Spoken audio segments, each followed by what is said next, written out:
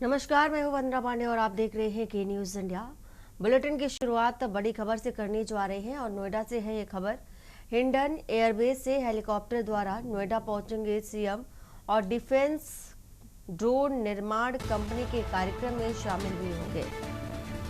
तो रक्षा मंत्री सीएम योगी की संयुक्त उपस्थिति से हलचल बढ़ी है। सेक्टर 113 में हेलीपैड निर्माण कार्य तेज हुआ है। वहीं शाम 5:30 बजे नोएडा स्टेडियम में कार्यक्रम होगा और कार्यक्रम में शामिल होने की संभावना भी बताई जा रही है। नोएडा पुलिस ने अलर्ट जारी किया है। वहीं 2500 पुलिसकर्मी तैनात रहेंगे। नोएडा प्राधिकरण ने कार्यक्रम की तैयारियों को अंतिम रूप भी दिया है और सुरक्षा को लेकर के उच्च स्तरीय बैठकें प्रशासन पूरी तरह से सतर्क है।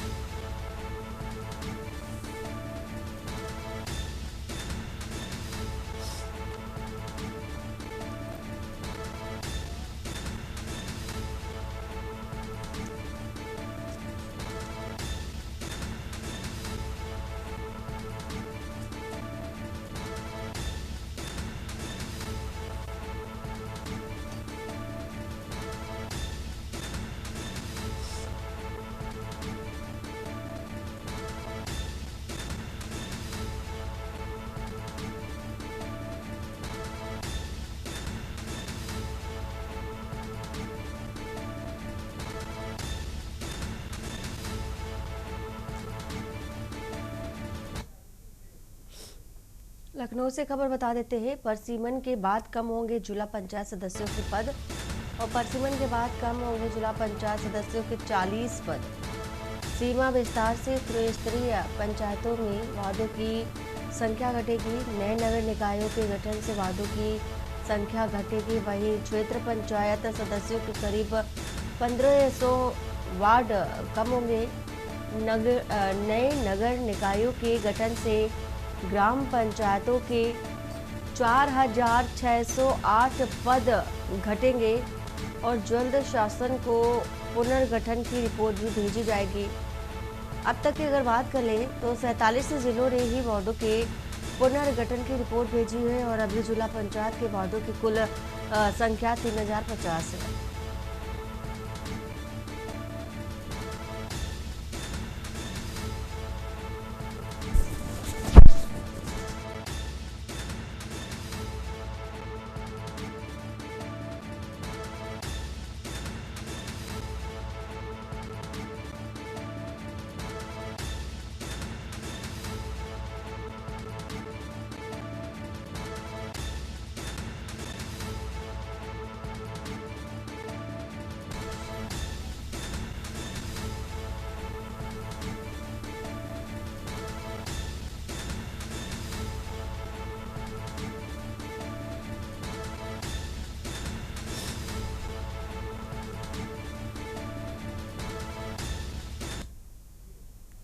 और श्रावस्ती से है खबर। 7 थोक खाद्य विक्रेताओं का फर्जीवाड़ा उजागर हुआ है। लाइसेंस लेकर बहराइच में खाद की सप्लाई कर रहे थे और इकोना जमुनुहा गिलौला क्षेत्र से सामने आया मामला। भिनगा और रत्नापुर क्षेत्र से मामला सामने आया है। डीएम ने जांच कराई। थोक दुकानदारों के लाइसेंस निलंबित किए गए। वहीं खाली मिला गोदाम, सिर्फ कागजों में ही कारोबार चल रहा था। इकोना के अन्य राज खाद्य भंडार का लाइसेंस निलंबित किया गया है। वहीं गिलौला के बाबूलाल अंबर का लाइसेंस निलंबित हुआ है। जमुआ में सूरजमल मोहनलाल ट्रेडर्स का लाइसेंस रद्द हुआ। भिनगा के श्री कृष्ण मोहनलाल का लाइसेंस चूंकि निलंबित किया गया। रत्नापुर में मेसर्स मोहनलाल का लाइसेंस निलंबित और चौराहा स्थित दुकान का भी लाइसेंस निलंबित हुआ है। खाद्य वितरण में अनियमितता नहीं बर्दाश्त की जाएगी, जिलाधिकारी का कहना है।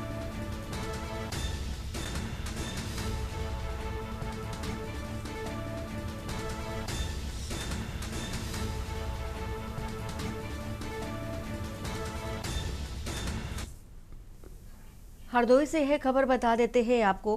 पुलिस ने शातिर चोरों को गिरफ्तार किया है। पुलिस ने 6 शातिर अभियुक्तों को गिरफ्तार किया है और पुलिस ने आरोपियों के पास से 4700 बरामद किया। कछौना कोतवाली क्षेत्र की घटना बताई जा रही है।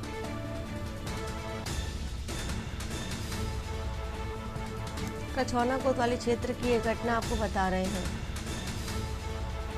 हरदोई से खबर, पुलिस ने शातिर चोरों को गिरफ्तार किया है।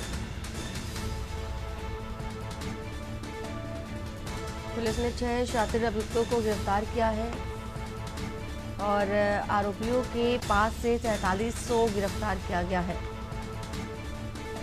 तो कछौना कोतवाली क्षेत्र की ये घटना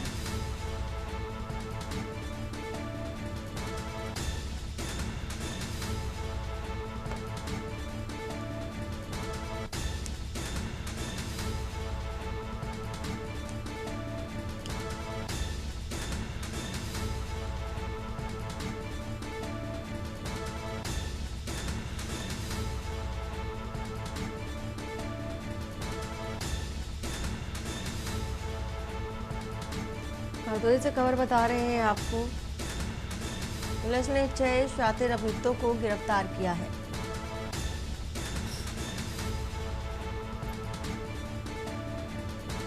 तो पुलिस ने 6 शातिरों को गिरफ्तार किया। कछौना कोतवाली क्षेत्र की है घटना। साथ ही ये बड़ी कार्रवाई पुलिस टीम की ओर से देखी जा रही है, जिसमें से 6 शातिर अभियुक्त पकड़े गए हैं।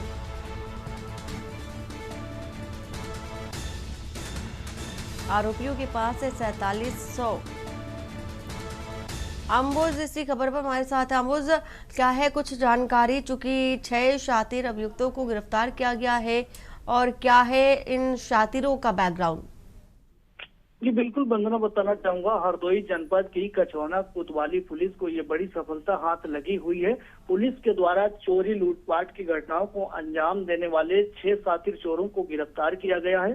पकड़े गए चोरों के पास से घटना में प्रयुक्त करने वाले औजार भी बरामद हुए हैं। साथ ही 4700 रुपए की बरामदगी भी हुई है। हरदोई जनपद की कछौना कोतवाली क्षेत्र के अंतर्गत फेज 2 के अंतर्गत इनके द्वारा चोरी की घटना को अंजाम दिया गया था। मुकदमा पंजीकृत हुआ था कछौना कोतवाली में, और उसके बाद हरदोई पुलिस लगातार इन शातिरों की तलाश में जुटी हुई थी। मुखबिर की सूचना पर पहुंचकर पुलिस के द्वारा इन 6 आरोपियों को गिरफ्तार करके अग्रिम विधिक कार्रवाई वंदना की गई है। जी बहुत शुक्रिया अम्बुज पूरी जानकारी देने के लिए। पुलिस ने 6 शातिर अभियुक्तों को गिरफ्तार किया है। फिलहाल ये जानकारी आपको दे रहे हैं। रायबरेली से खबर बता देते हैं आपको। कार सवार ने महिला को टक्कर मार दी है। सड़क हादसे में महिला की दर्दनाक मौत, और रोड क्रॉस कर रही थी महिला, कार ने टक्कर मारी और हादसे में महिला की मौके पर ही मौत हो गई। प्रयागराज कार सवार जा रहा था, अंतिम संस्कार में कार सवार जा रहा था और इस बीच दुर्घटना हो गई। और हरचंदपुर थाना क्षेत्र के प्यारेपुर के पास की है घटना। कार सवार ने महिला को टक्कर मार दी।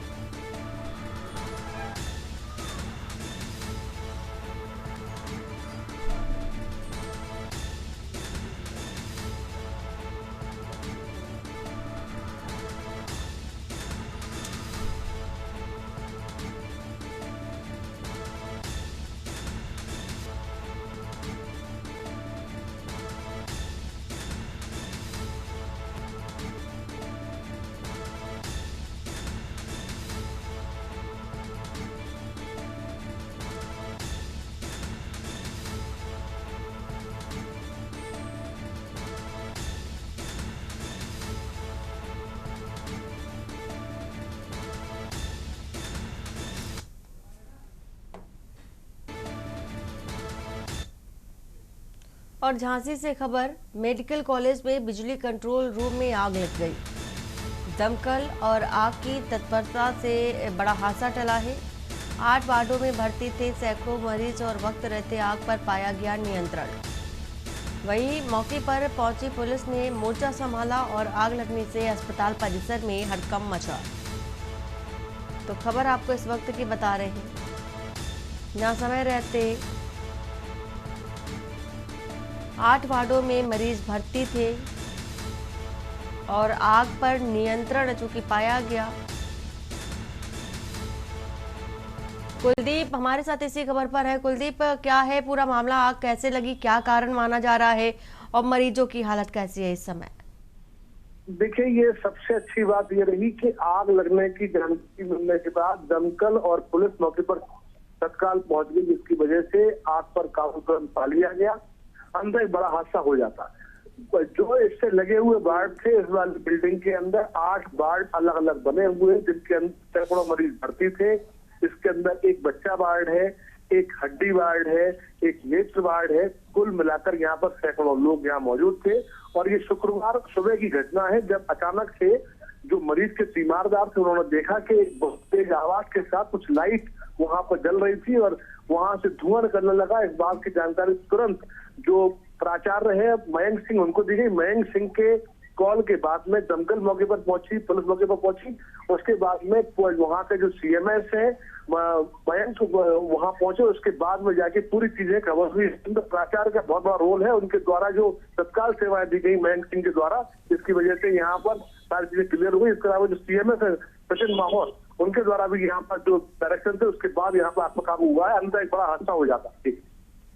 बिल्कुल कुलदीप, पूरी जानकारी देने के लिए बहुत शुक्रिया आपका। झांसी से ये खबर आपको बता रहे हैं, 8 वार्डों में सैकड़ों मरीज भर्ती थे, लेकिन समय रहते आग पर काबू पा लिया गया।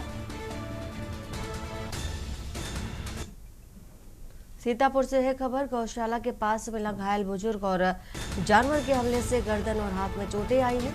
ग्रामीणों ने वन कर्मियों को बंधक बनाया।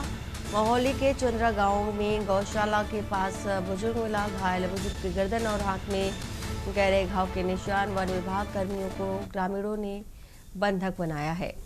वहीं पुलिस ने हस्तक्षेप कर ग्रामीणों को शांत किया। प्रारंभिक जांच में कुत्ते या जानवर के हमले की आशंका व्यक्त की जा रही है और ये बाघ का हमला नहीं है, ऐसा कहना है डीएफओ का नवीन खंडेलवाल। जो कि डीएफओ है, उनका कहना है कि जो प्रारंभिक जांच है उसमें कुत्ते या जानवर के हमले की आशंका है।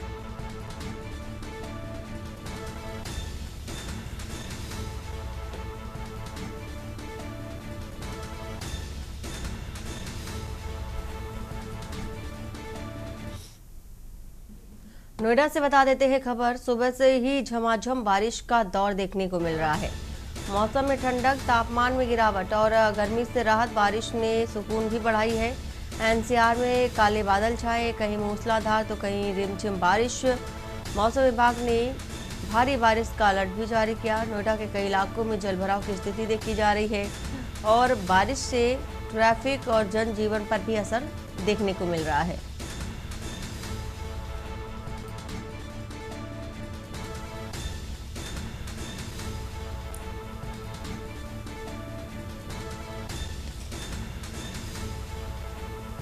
तो नोएडा के कई इलाकों में जलभराव की आशंका। बारिश से ट्रैफिक और जनजीवन पर असर संभव और साथ ही साथ जलभराव की स्थिति भी देखी जा रही है।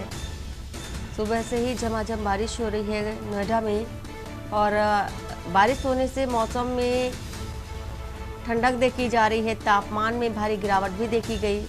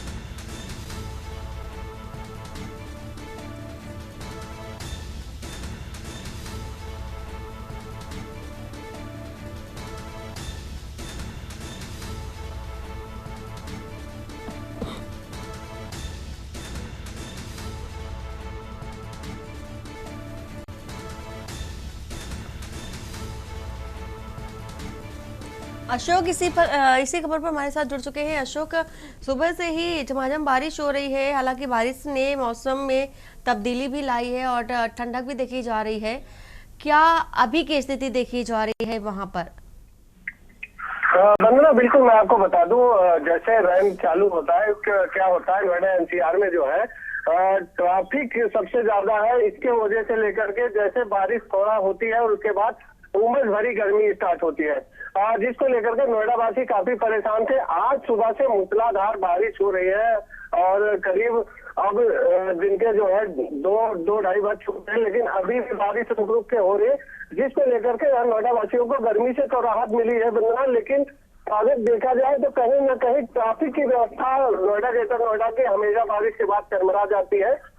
तो जैसे मैं आपको बता दूं, जगह जगह जाम की स्थिति देखने को मिल रहा है। वहीं से जैसे मैंने इससे पहले भी जो मैंने बारिश की खबरें चलाई तो उसमें बताया कि नोएडा में सबसे बड़ी जो प्रॉब्लम है वो अंडरपास की है। अंडरपास में पानी भर जाने की वजह से एक तो गाड़ियां डूब जाती है, दूसरा जगह जगह जो सीवर नाली जिसको लेकर के नोएडा प्राधिकरण हर साल करोड़ों रुपए खर्च करता है, लेकिन सीवर नाली बंद होने की वजह से जगह जगह जलभराव की स्थिति देखने को मिलती है बंदना। तो कहीं ना कहीं देखा जाए तो ये एक तरफ से देखा जाए तो प्रशासन की कुछ लापरवाही भी इसमें सामने है, लेकिन सबसे राहत की बड़ी बात यह है कि गर्मी से राहत मिली है, जिसको लेकर के मौसम सुहावना होने की वजह से नोएडा वासी को गर्मी से काफी ज्यादा निजात मिली है। लेकिन वही ट्रैफिक की व्यवस्था बिल्कुल चरमरा गई है बंदना। अशोक, जिस तरह से देखा जा रहा है, ट्रैफिक की बात की आपने कि वहाँ पर बहुत ज़्यादा समस्या है ट्रैफिक की जब बारिश हो जाती है, तो ऐसे में ट्रैफिक पुलिस का क्या कहना है और ट्रैफिक नियम के मुताबिक क्या वहाँ पर चल रहा है? बिल्कुल, ट्रैफिक पुलिस की तो हम बात करें तो ट्रैफिक पुलिस जो है करीब यहाँ पर जो है 500 ट्रैफिक कर्मी जो है जो नोएडा ग्रेटर नोएडा में हमेशा तैनात रहते हैं रोड पे। लेकिन वहीं अगर देखा जाए तो पहली बार ट्रैफिक जो पहली बार बयान आया था तो उसमें ये बताया गया था कि पहली बार ट्रैफिक में बढ़ते वाहनों की सबसे ज्यादा समस्या होती है कि वाहन दिन के दिन ज्यादा बढ़ते जा रहे हैं और कहीं ना कहीं देखा जाए रोड का भी काम होता है, चौड़ीकरण का काम होता है, लेकिन सबसे ज्यादा ट्रैफिक की समस्या जो होती है जलभराव की वजह से होती है। 15 आधे रोड पे जलभराव की वजह से पानी भर जाता है, जिसमें ट्रैफिक में जो है वो काफी स्लो चलने लगती है, जिसको लेकर के जाम की स्थिति देखने को मिलती है। फिलहाल जगह जगह पे ट्रैफिक पुलिस कर्मी जाम खुलवाने की कोशिश करते हैं, लेकिन वहीं जब बारिश मूसलाधार चालू होती है तो ट्रैफिक पुलिस के पास में ऐसी कोई व्यवस्था नहीं है जो बारिश में खड़ा होकर के और ट्रैफिक को खुलवाए।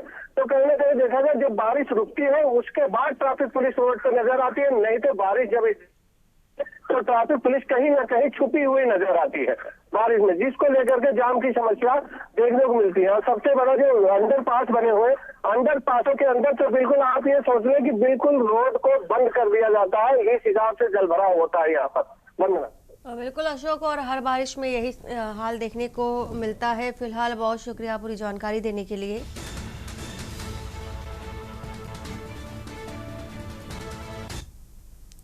और बुलेटिन में फिलहाल इतना ही। बाकी की खबरों के लिए बने रहिए आपके न्यूज़ इंडिया के साथ। नमस्कार।